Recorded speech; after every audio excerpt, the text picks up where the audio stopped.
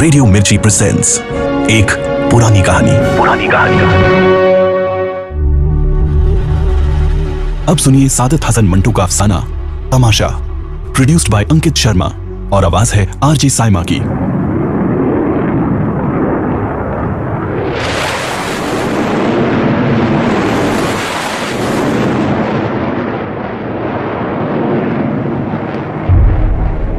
दो तीन रोज से हवाई जहाज स्याह गिद्धों की तरह पंख फैलाए खामोश फिजा में मंडरा रहे थे, जैसे किसी शिकार की तलाश में हों। सुर्ख आंधियां वक्त बेवक्त किसी आने वाले खूनी हादसे का पैगाम ला रही थी। सुनसान बाजारों में पुलिस जब राउंड लगाती तो एक अजीब सा डरावना माहौल पैदा हो जाता। वो बाजार जो आज से कुछ अरसे पहले लोगों के हुजूम से भरा हुआ करता था, अब किसी अजीब खौफ की वजह से सूना पड़ा था। शहर की फिजा पर एक खुफिया खामोशी छाई हुई थी और भयानक खौफ राज कर रहा था। खालिद घर की खामोश और बेचैन फिजा से सहमा हुआ अपने वालिद के करीब बैठा बातें कर रहा था। अब्बा, आप मुझे स्कूल क्यों नहीं जाने देते? बेटा, आज स्कूल में छुट्टी है। मास्टर साहब ने तो हमें बताया ही नहीं। वो तो कल कह रहे थे कि जो लड़का आज स्कूल का काम खत्म करके अपनी कॉपी ना दिखाएगा उसे सख्त सजा दी जाएगी। वो इत्तला देनी भूल गए होंगे। अब्बा, आपके दफ्तर में भी छुट्टी होगी? हाँ, हमारा दफ्तर भी आज बंद है। ये अच्छा हुआ, आज मैं आपसे कोई अच्छी सी कहानी सुनूंगा। ये बातें हो रही थी कि तीन चार जहाज चीखते हुए उनके सिर पर से गुजरे। खालिद उनको देखकर बहुत डर गया। वो तीन चार रोज से इन जहाजों को गौर से देख रहा था, मगर किसी नतीजे पर नहीं पहुंच सका। वो हैरान था कि ये जहाज सारा दिन धूप में क्यों चक्कर लगाते रहते हैं। उनकी रोजाना की इन हरकतों से सख्त तंग आकर वो बोला, मुझे इन जहाजों से बहुत डर लगता है। अब्बा, आप इनके चलाने वालों से कह दीजिए कि हमारे घर पे से ना गुजरा करे। अब्बा, ये जहाज बहुत खौफनाक है। आप नहीं जानते, ये किसी ना किसी रोज हमारे घर पे गोला फेंक देंगे। अरे, कहीं पागल तो नहीं हो गए खालिद? कल सुबह मामा अम्मी जान से कह रही थी कि इन जहाज वालों के पास बहुत से गोले हैं। अगर उन्होंने इस किस्म की कोई शरारत की तो याद रखे मेरे पास भी एक बंदूक है। अब्बा, वही जो आपने पिछली ईद पे दी थी। खालिद के अब्बा ने अपने लड़के के गैर मामूली हिम्मत पर हंसते हुए कहा, मामा तो पागल हैं। मैं उससे दरियाफ्त करूंगा कि वो घर में ऐसी बातें क्यों करती हैं। इत्मीनान रखो, वो ऐसी बात हरगिज नहीं करेंगी।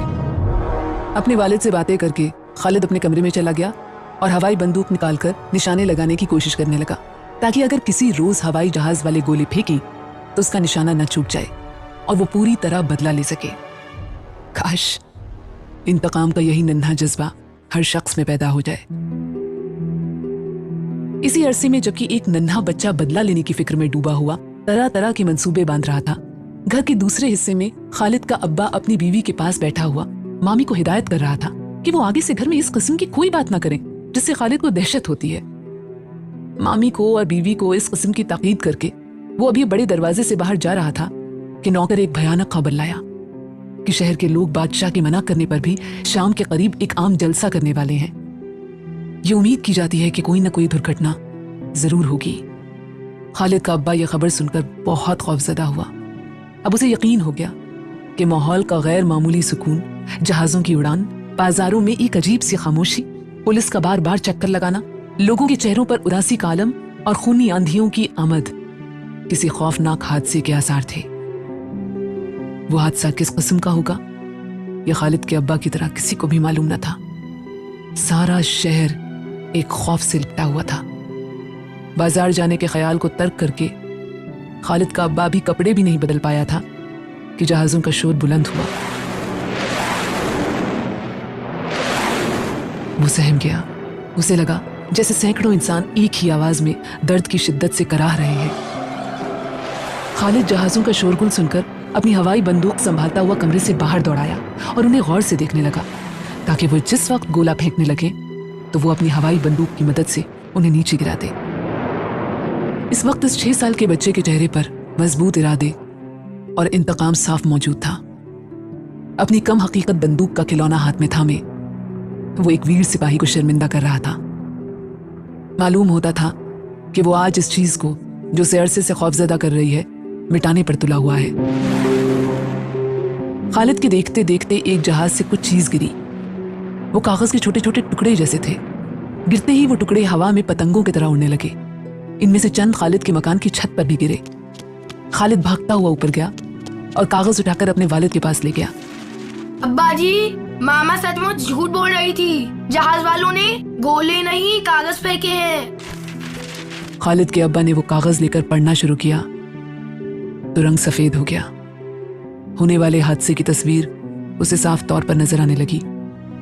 इस इश्तेहार में साफ लिखा था कि बादशाह किसी को जलसा करने की इजाजत नहीं देता और अगर उसकी मर्जी के खिलाफ जलसा किया गया तो अंजाम के जिम्मेदार वो खुद होंगे।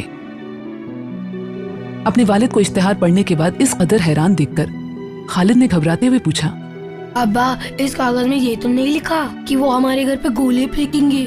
खालिद के अब्बा ने उसके सवाल का जवाब देने की जगह उसे समझाया। खालिद, इस वक्त तुम जाओ अपनी बंदूक के साथ खेलो। खालिद के बाप ने बातचीत को और बढ़ाने के डर से झूठ बोलते हुए कहा, लिखा है कि आज शाम को एक तमाशा होगा। तमाशा होगा? फिर तो हम भी चलेंगे। क्या कहा? क्या मुझे इस तमाशे में नहीं लेके जाएंगे? ले चलेंगे।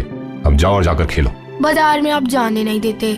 मामा मुझसे खेलती नहीं, मेरे दोस्त यहाँ नहीं आते। अब मैं खेलूं तो किससे खेलूं? अब्बा, हम तमाशा देखते तो चलेंगे ना?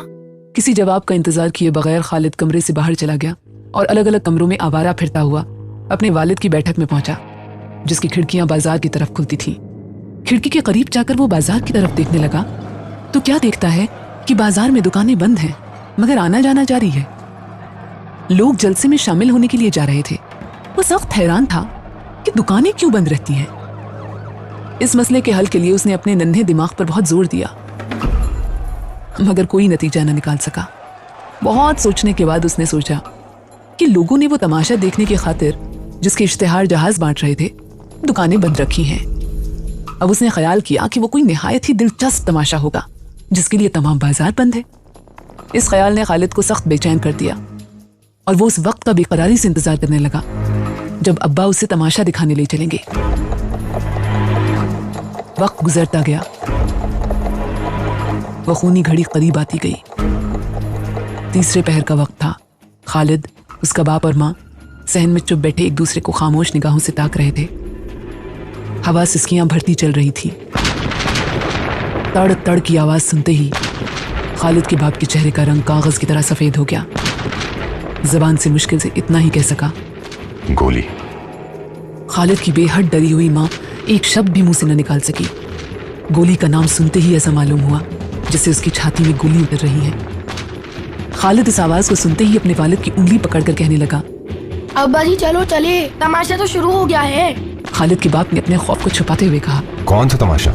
वही तमाशा जिसका ऐड आज सुबह बांट रहे थे। खेल शुरू हो गया, तभी तो इतने पटाखों की आवाज सुनाई दे रही है। अभी बहुत वक्त बाकी है, तुम शोर मत करो। खुदा के लिए अब जाओ, मामा के पास जाकर खेलो। वालिद की हिदायत पूरी होते ही खालिद बावर्ची खाने की तरफ रवाना हो गया। वहां मामी को न पाकर अपने वालिद की बैठक में जाकर खिड़की से बाजार की तरफ देखने लगा। बाजार में आना जाना बंद हो जाने की वजह से सन्नाटा तारी था। दूर फासले से कुत्तों की दर्दनाक चीखें सुनाई दे रही थी। कुछ ही पल बाद इन चीखों में इंसानों की दर्दनाक आवाजें शामिल हो गई।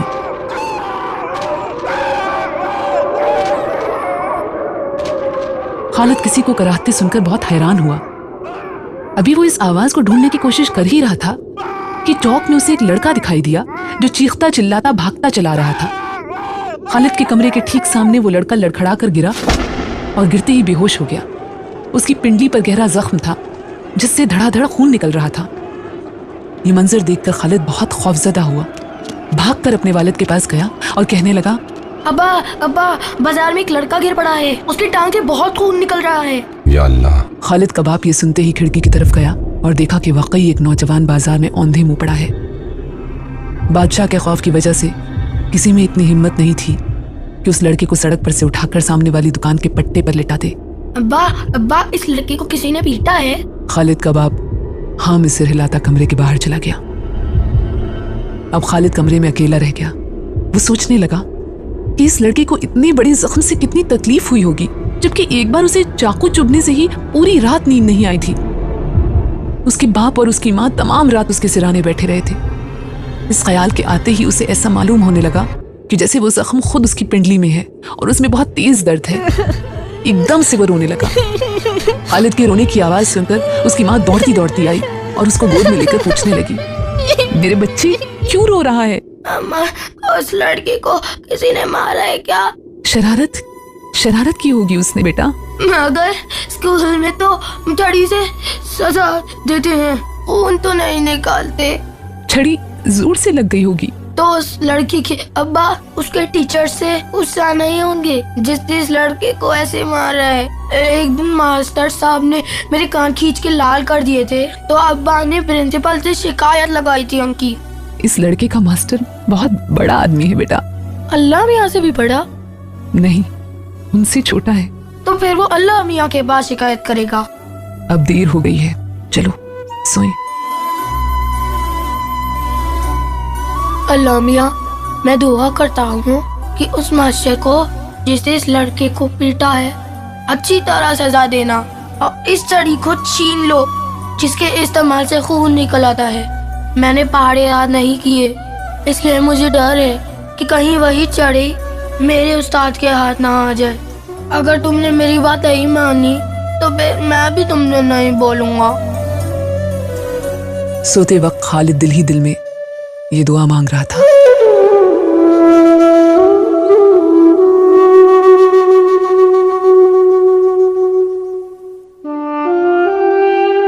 खौफ एक मौत से कम नहीं। जिंदगी के इन तमाशों में काश ऐसी मासूम दुआएं हमेशा जीत जाएं। अगर छड़ी चलनी ही है तो सिर्फ एक चले, अल्लाह मियाँ की।